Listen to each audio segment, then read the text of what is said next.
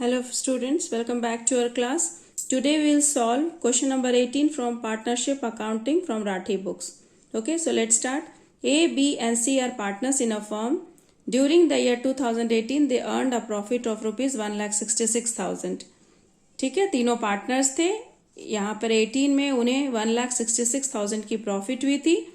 C did not contribute any capital. इसने capital नहीं दिया था, इसलिए उसे एनुअल सैलरी 24,000 मिल रही थी. इंटरेस्ट ऑन कैपिटल 5% मिलना था, पर किसे मिलना था? सिर्फ ए और बी को. क्यों? क्योंकि इनने ही सिर्फ कैपिटल लगाया था 1,60,000 ईच. दोनों ने 1,60,000 लगाया था, इसलिए उन्हें 5% कैपिटल मिलेगी. सी को मिलेगी salary. In addition to this, इसके अलावा C is entitled to get 5% commission on the total profit after charging salary, interest and commission. C को तो सैलरी मिलेगी ही साल भर की, उसे कमीशन भी मिलेगी. लेकिन कमीशन कैसे निकाला जाएगा? On the total profit. Total profit कहने का मतलब कि सैलरी देने के बाद, इंटरेस्ट देने के बाद और कमीशन देने के बाद जो प्रॉफिट आएगी उस पर 5% कमीशन निकाली जाएगी.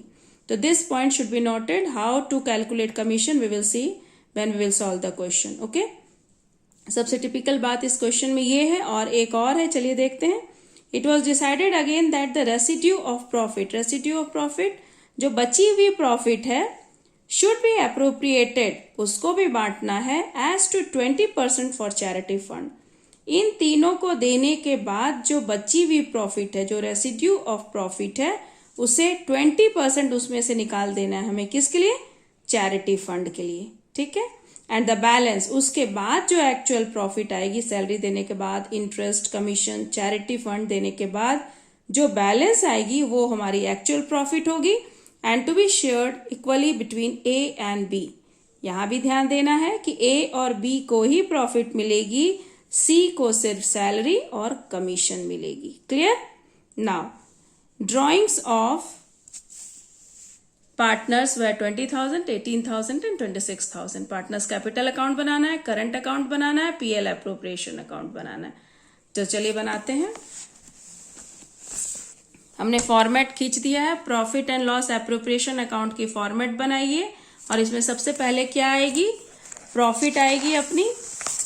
ठीक है, तो प्रॉफिट हमने बाय नेट प्रॉफिट करके कितनी आएगी? 1,66,000 जो क्वेश्चन में दिया हुआ है. उसके बाद आपकी दूसरी है क्वेश्चन कि सैलरी देना है. सी को क्या मिलेगी? सैलरी. उसे इंटरेस्ट ऑन कैपिटल नहीं मिलेगी, सैलरी मिलेगी. कितनी? 24,000. ये हमने दे दिया. ठीक है. अब इंटरेस्ट ऑन कैपिटल मिलेगी ए और बी को, सी को नहीं मिलेगी, सी को सैलरी मिलेगी. तो इंटरेस्ट ऑन कैपिटल 1,60,000 इंटू 5/100, 5% मिलना है उसके कैपिटल पर, तो 8,000 और इसकी भी 8,000, दोनों को ऐड करके हो जा रही है 16,000. उसके बाद कमीशन. कमीशन निकालने की थोड़ी सी आपको ध्यान देना है यहाँ पे कैसे निकालना है, क्योंकि आफ्टर चार्जिंग बोली जा रही है. ठीक है. तो जो प्रॉफिट 1,66,000 हमारी प्रॉफिट है, ठीक है, 1,66,000 हमारी प्रॉफिट है, इसमें से इस 24,000 सैलरी और ये 16,000 जो इंटरेस्ट ऑन कैपिटल, उसको लेस करने के बाद आ रही है 1,26,000. इसमें से हमें कमीशन देना है, बट आफ्टर चार्जिंग बोल रहा है, आफ्टर चार्जिंग कमीशन. तो कमीशन चार्ज करेंगे, कुछ अमाउंट निकले तब तो, बट किस पे निकालना है? इन दोनों को डिडक्ट करने के बाद हमारी ये प्रॉफिट आ रही है. हमें जब अगर बिफोर चार्जिंग बोला जाता तो 5/100 देते, लेकिन अभी बोला जा रहा है आफ्टर चार्जिंग कमीशन ऑल्सो, तो कमीशन के भी 5% हमने 100 + 5% ऐड कर दिया है, ताकि हमें एक्चुअल कमीशन कितना देना है वो निकल जाए. अगर बिफोर चार्जिंग बोला जाता तो आप 5/100 करते, बट आफ्टर चार्जिंग बोला जा रहा है, इसलिए परसेंटेज प्लस हमने 5% कमीशन को भी ऐड कर दिया है, इसलिए 105 हो गया. तो 5/105 किस पर? जो नेट प्रॉफिट निकली. इसको अगर आप कैलकुलेट करते हैं तो आपकी 6,000 आ रही है. क्लियर? अब चैरिटी फंड, चैरिटी फंड भी इसको देने के बाद, इसको देने के बाद और कमीशन देने के बाद जो नेट प्रॉफिट में से 1,66,000 में से इन तीनों को डिडक्ट कीजिएगा तो आपकी 1,20,000 आ रही है. 1,20,000 पर 20% देना है, जो आपको 24,000 आ रही है. ठीक है.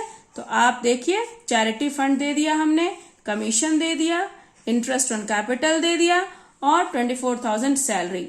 एक्चुअल नेट प्रॉफिट हमारी 1,66,000 में से सारी को डिडक्ट कीजिएगा तो 96,000 एक्चुअल प्रॉफिट आ रही है और इसको हमें इक्वली शेयर करना है ए और बी में, सी को नहीं मिलेगी। तो अगर इक्वल शेयर करते हैं 48,000 आ जा रही है। क्लियर? तो आपको आपकी पीएल अप्रोप्रिएशन अकाउंट बन गई। ठीक है, तो पीएल अप्रोप्रिएशन अकाउंट के बाद हमें कैपिटल अकाउंट बनाना है और करंट अकाउंट भी बनाना है। तो कैपिटल अकाउंट कैसे बनाएंगे? बैलेंस, सबसे पहले बैलेंस लिख देंगे, जो हमारे पिछले साल की बैलेंस थी वो बैलेंस ब्रॉट डाउन कर लिया, 1,60,000 और 1,60,000।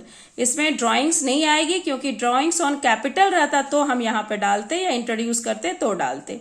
यहाँ पर सिर्फ बैलेंस बीडी करके जो इंट्रोडक्शन हुआ था, कैपिटल इंट्रोड्यूस किया था, उसको हमने लिखा है और ये अगले साल के लिए कैरिड फॉरवर्ड कर दिया। दोनों को बैलेंस कर दिया 1,60,000। ये पार्टनर्स कैपिटल अकाउंट बन गई।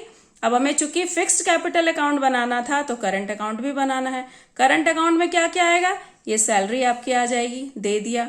नेक्स्ट आपके इंटरेस्ट ऑन कैपिटल, वो भी दे दिया। कमीशन दिया।